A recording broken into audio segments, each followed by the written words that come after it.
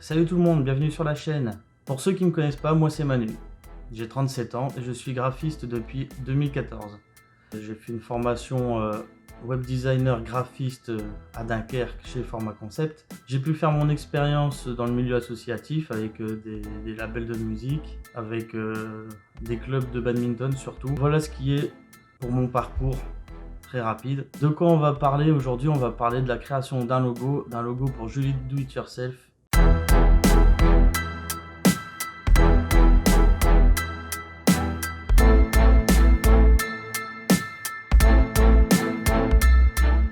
Qui est Julie Do It Yourself? Alors on va aller voir sa page Facebook. Donc c'est une artiste peintre en fait, qui a découvert il n'y a pas si longtemps que ça qu'elle savait peindre, qu'elle aimait bien faire ça. Donc voilà, on peut voir quelques exemples. Tableau. Et elle fait également beaucoup de pouring. Alors, le pouring, donc c'est ça, c'est des formes assez complexes, c'est de la peinture fluide acrylique. Donc on peut voir ici quelques exemples, alors c'est très coloré. Voilà. Encore du pouring. Je me suis basé sur son univers. Alors en fait, c'est une grande fan de Harry Potter et j'avais envie de reprendre un des tout premiers tableaux qu'elle a fait en peinture. Donc voilà. Donc c'est le Choixpeau magique. Donc on voit ici quand même qu'il y a des couleurs qui tirent plutôt vers le gris et vers le marron.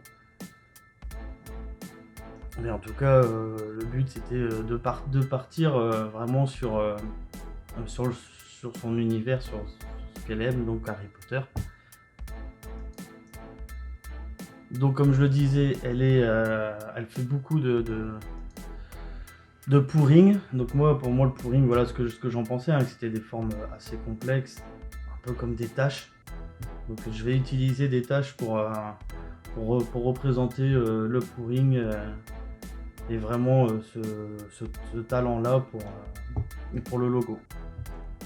Pour les couleurs, comme je le disais juste avant, j'ai utilisé les 3 couleurs du fond, donc qui tirent plutôt vers le marron et vers le gris.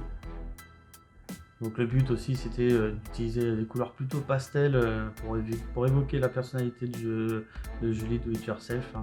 Pour la police qu'on retrouve déjà là sur ma présentation, Julie Do It Yourself. Donc c'est la typo Barbaro. Donc la typo Barbaro, c'est une typo gratuite que vous pouvez retrouver sur graphiste.com. Vous pouvez aller aussi sur 1001 fontes, enfin 1001fontes.com. Vous tapez dans la barre de recherche Barbaro, vous allez tomber dessus. Pourquoi j'ai utilisé cette typographie là?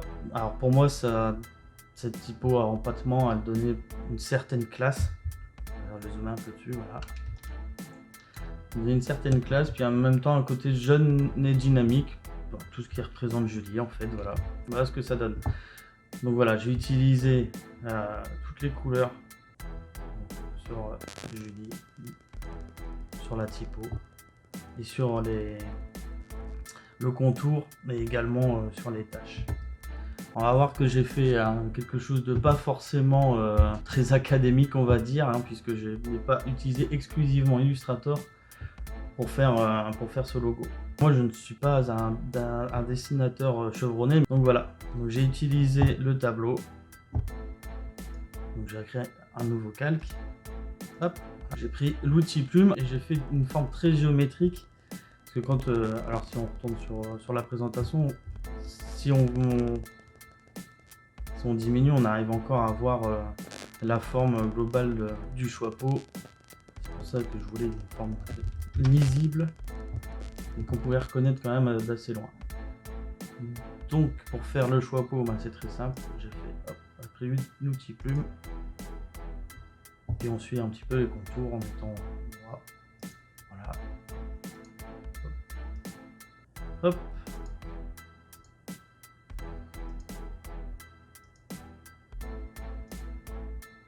Et voilà ce que ça donne. Donc si on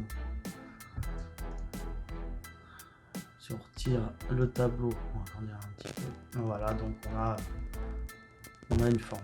Comme j'ai pas pu faire tout le logo sur Illustrator, il a fallu que je trouve une solution puisque j'avais coupé mes lignes. Donc on voit dessus, donc j'ai importé en fait la base et le haut du chapeau, puis enfin tout le reste du logo bien sûr, avec la typographie. Et puis après en fait il suffisait de faire un masque d'écrêtage sur les formes avec les taches. Mais je voulais aussi en noir et blanc et en blanc et noir. Vous allez voir ce que ça donne. Donc avec le noir.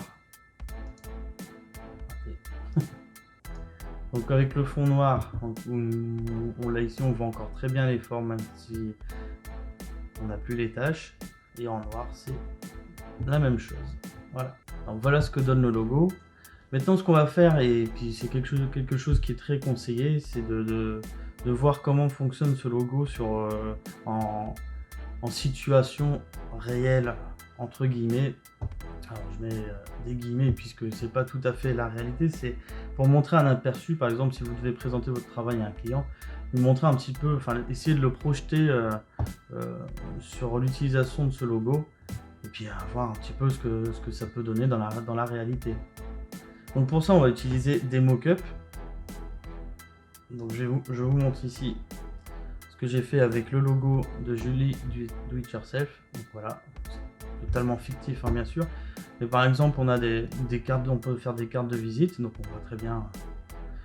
Voilà, j'ai repris le logo, j'ai repris les tâches, j'ai repris un petit peu les codes couleurs aussi qu'il y avait pour mettre en valeur le produit et le logo. Et je fais aussi par exemple des flyers ici, comme c'est une artiste peintre, je trouvais très à propos de faire une invitation sur un flyer pour une exposition. Ici c'est pareil, c'est tout à fait fictif aussi. Donc quelles ressources on a pour faire ces mock-ups? Eh bien tout simplement, vous allez sur internet, sur le site par exemple mockupworld.co. Donc par exemple, si on met dans la barre de recherche flyer, ici on va avoir tout plein de mises en situation pour des flyers. Souvent avec des effets très très sympas. Vous pouvez vous faire plaisir, mettre en valeur votre travail avec ça. C'est toujours sympa d'avoir quelque chose de joli à présenter. Donc voilà, je vais aussi également sur le site freepik.com. Voilà, on a d'autres exemples ici, des t-shirts, des sweatshirts, des t-shirts, des enseignes aussi, smartphone ou sur des ordinateurs. Donc voilà, donc comment ça fonctionne un mock-up? Alors c'est très très simple. Vous l'ouvrez dans Photoshop, ce sera la plupart du temps ce sera des fichiers Photoshop. Et donc vous avez par exemple ici on veut modifier devant derrière. Donc il suffit de double-cliquer sur les objets dynamiques que vous avez ici à droite. Donc, ce qui va ouvrir un nouvel onglet où là on a bien la forme à plat. Et donc si par exemple vous voulez mettre, alors on va mettre du blanc puis on va mettre le logo. Si on prend le logo, copie-colle, on va diminuer un peu. Voilà, on va le mettre à peu près là sur la largeur pardon.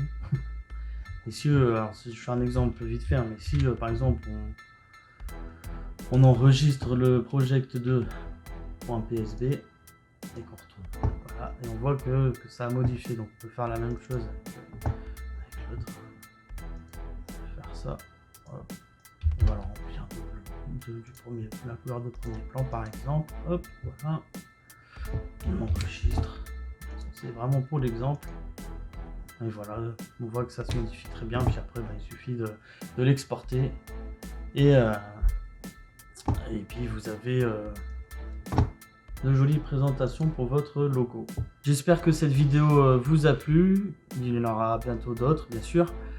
N'hésitez pas à partager, commenter, liker, mettre un petit pouce, ça fait toujours plaisir. Et on se dit à la prochaine. Ciao!